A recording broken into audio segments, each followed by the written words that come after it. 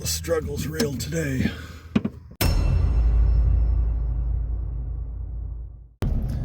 Alright, so I didn't film any of it, but I did load up the trailer again with the remainder of the scrap metal that was sitting out. I really just want it out of my way. I want to clear that area, and I don't feel like just moving a pile again.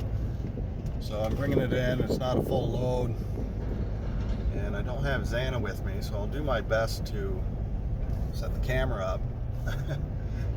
She really helped me out with that last time, so we'll see how it goes this time.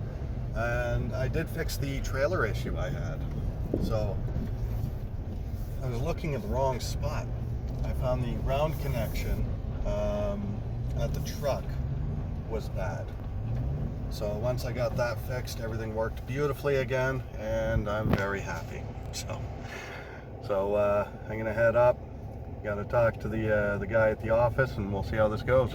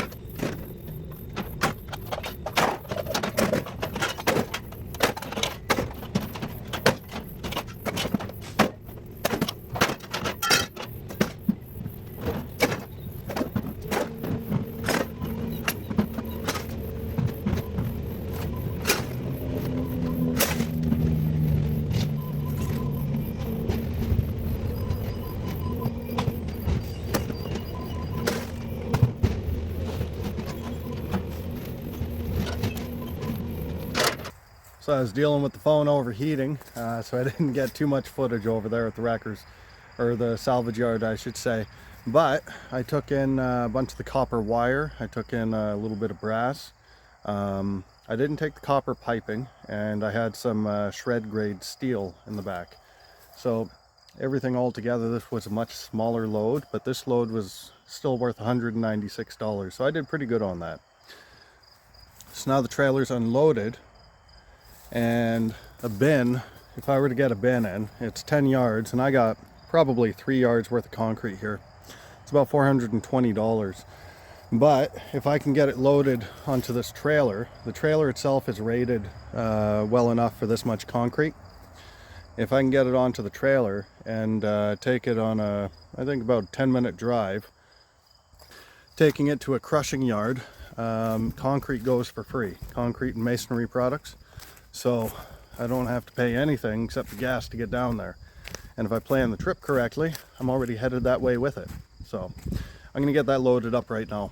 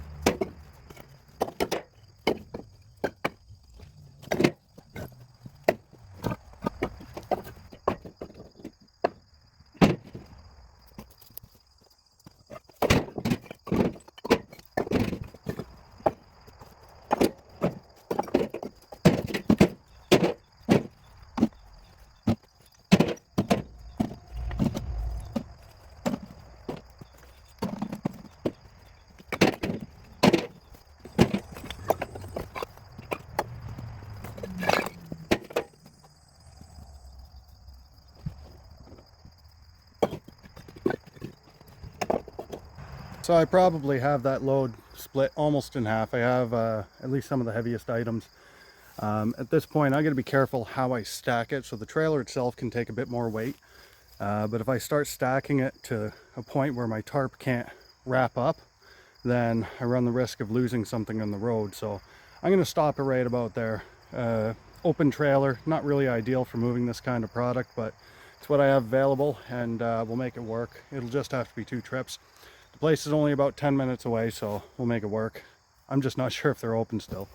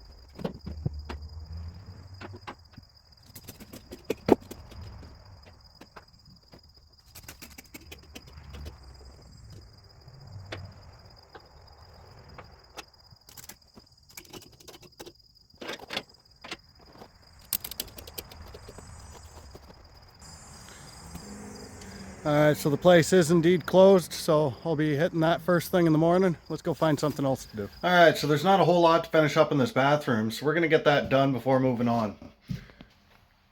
So all I really want to do, I did get the caps for this, so I'm going to throw those on, and I'm going to throw a cap in that.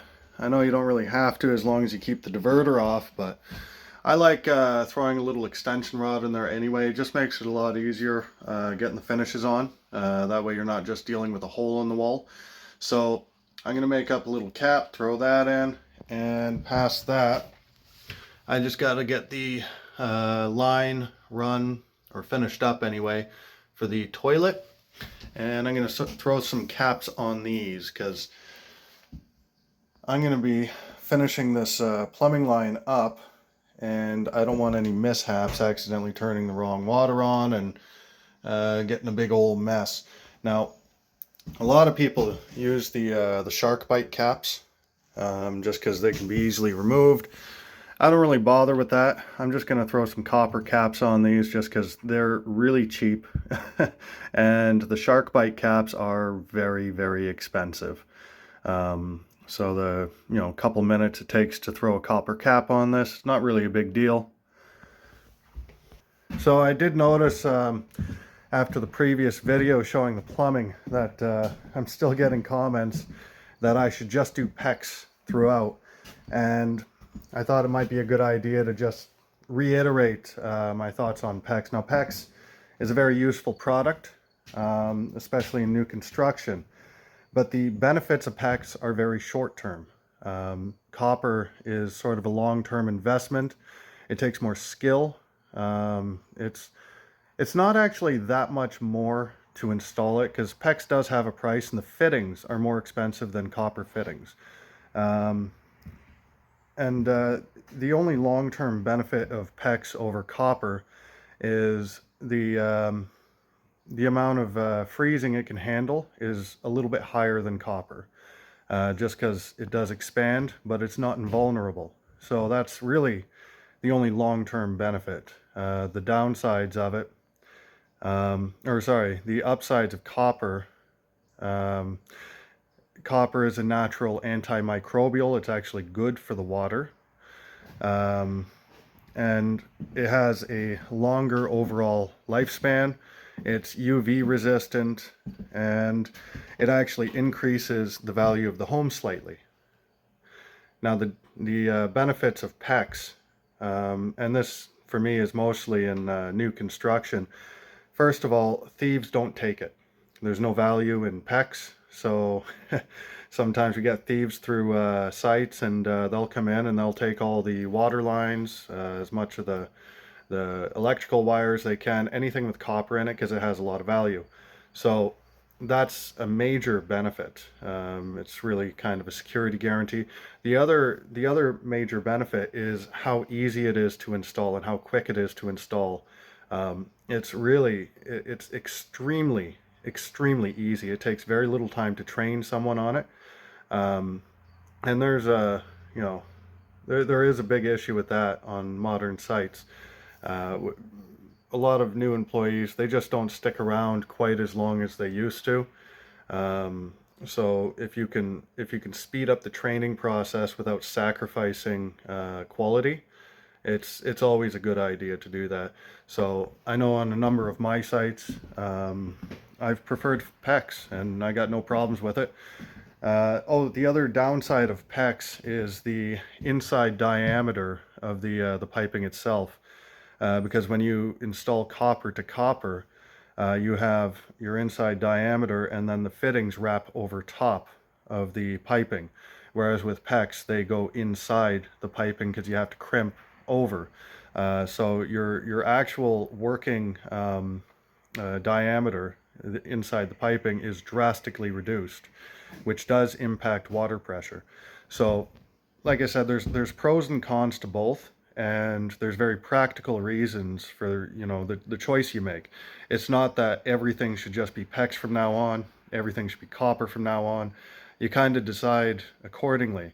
I decided in this house to do copper. That's just my preference, and that's what I'm doing. So yeah, so I just thought I'd address the comments on that. But we should get back to it.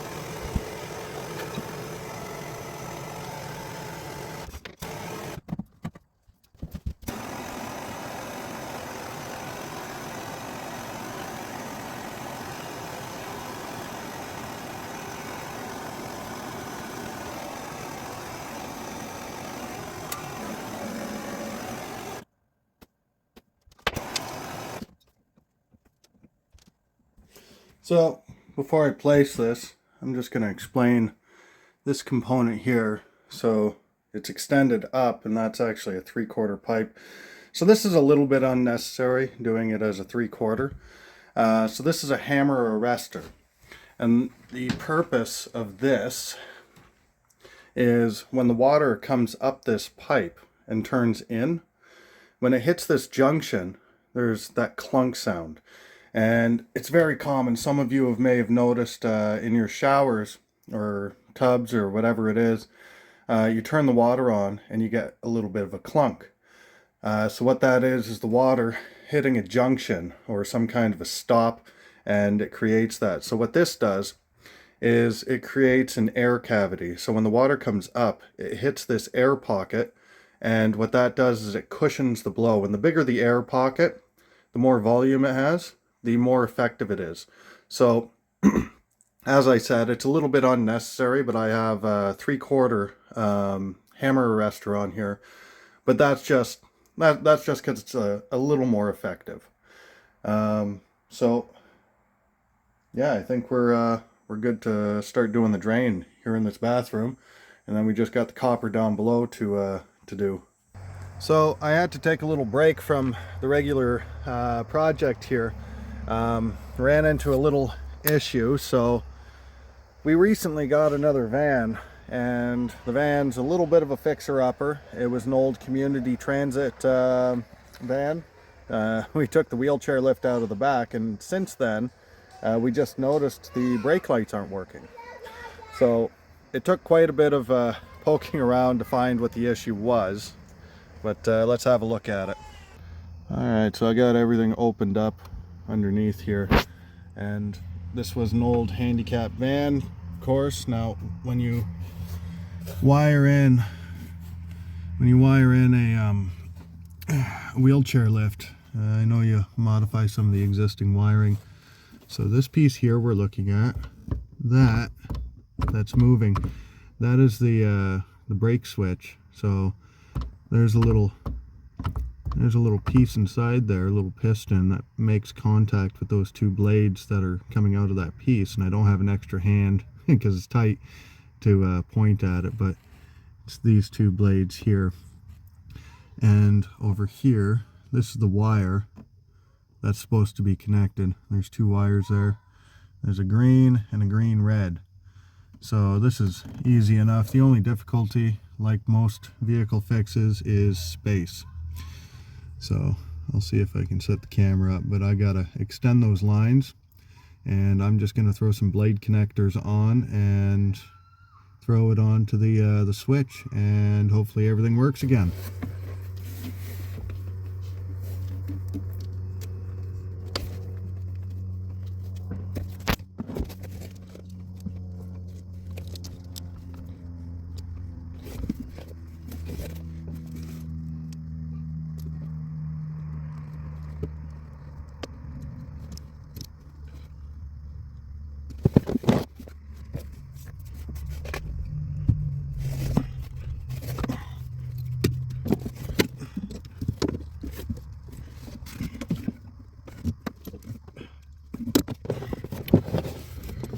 Oh, the struggle's real today. I gotta get pliers.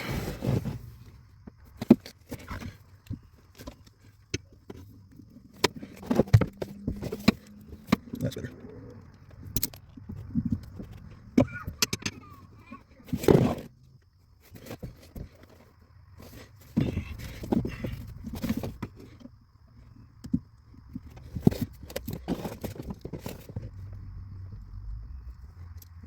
There.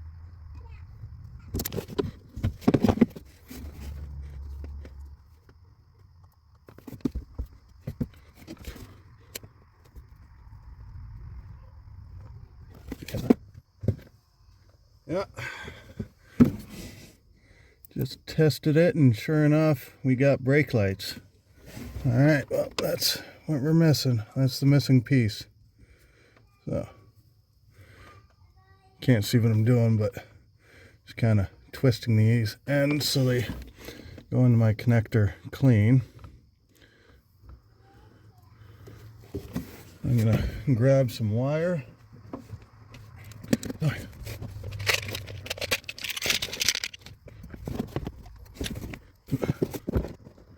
I'm just gonna do the same thing over here. This is actually a thicker line. We'll go over here.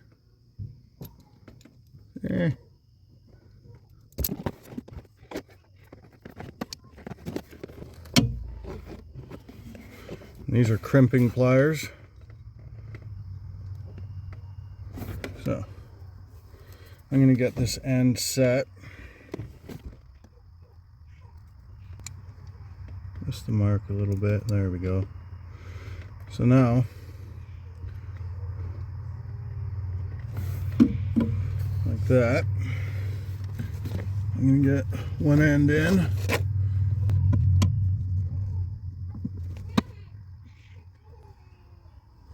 And then twist that up a little better. See, if you don't twist the end, winds up just pushing a lot of the wires back.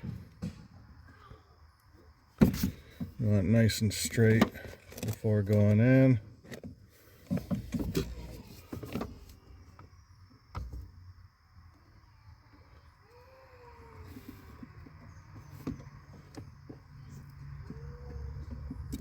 Ah, I missed the mark. I better put that end up first. We'll do that. Might be easier if I can get this end a little twist.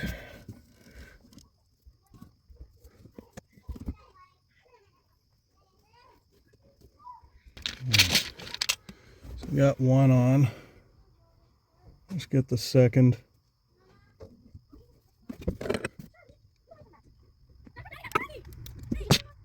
Okay, we got one end of the connector on.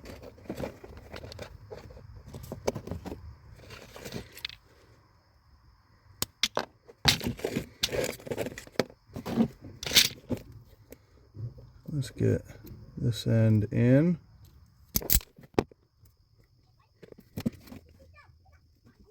Okay. Should be able to tug on it after. So I'm going to cut it kind of generously so I'm not struggling anymore.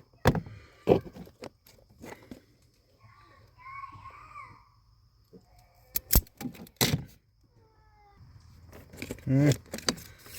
We're going to get the next one in. Oh. That's good. Okay. Come off about the same.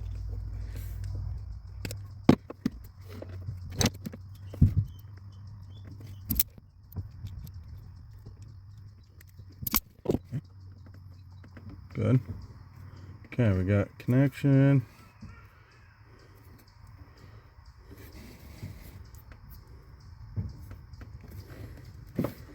Alright, just gonna check these lead connectors, make sure I got the right size. Oh, that's beautiful. Okay, not much to it.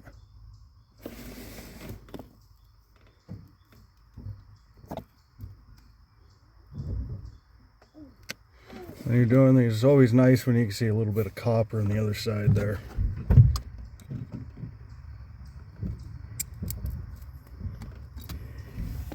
One. And the other.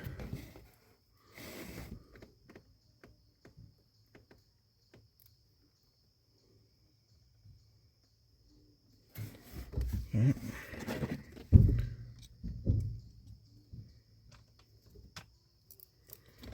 I'm just gonna plug these in.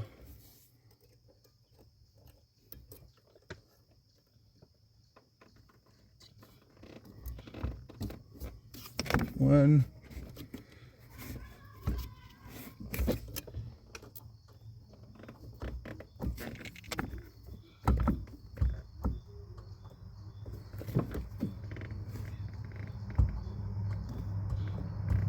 Perfect. That's right. Okay.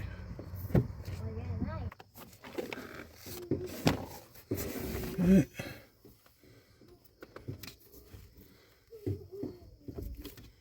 Get this. Just get this started.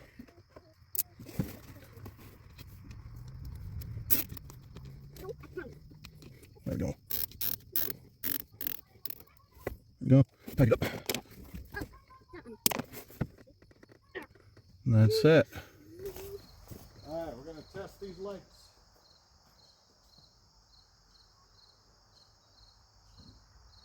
Oh, good. Yep, I think they're all working. So you can stop getting beat back? Yeah, so I'll stop being honked at. People giving me the tall finger.